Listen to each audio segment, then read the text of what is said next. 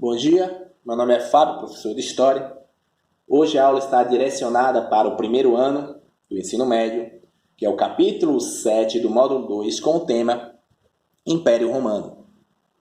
No slide 2 eu coloquei aqui, Império, 27 a.C., 476 d.C. Período dividido em duas etapas. Alto Império, século I a.C., 3 d.C.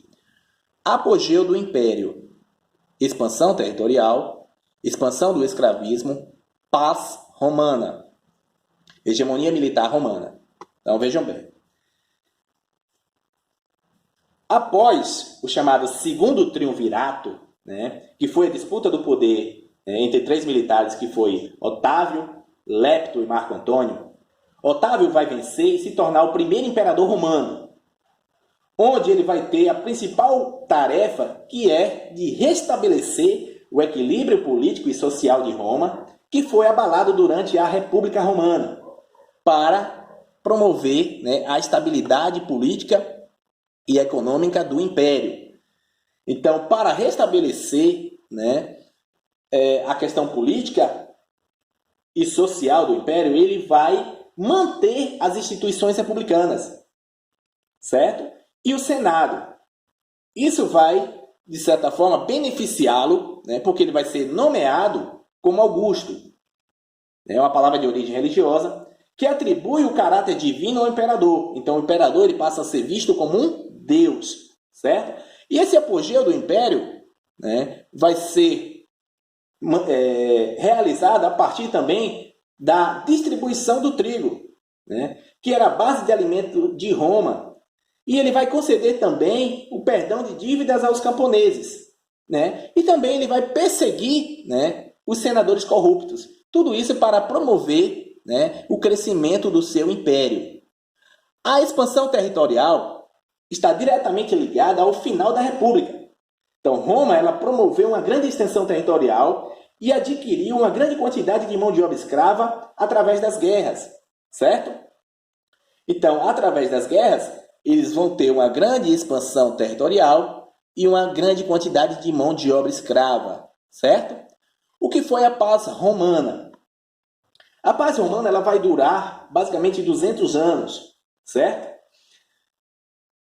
Foi um período de paz devido à diminuição das conquistas militares e acordo de paz em disputas internas e externas.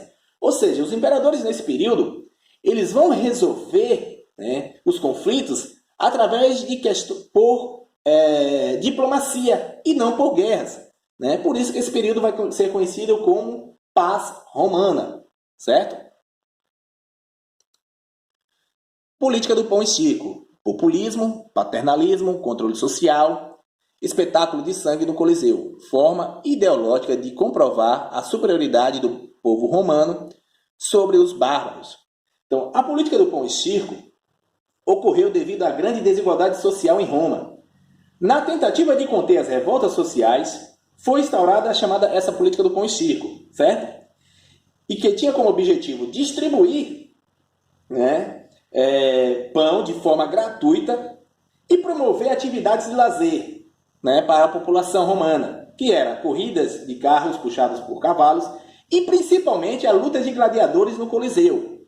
O Coliseu era um anfiteatro com capacidade para 50 mil pessoas. Ou seja, o objetivo era divertir essas pessoas para esquecerem da fome e da miséria que estavam passando em Roma, certo?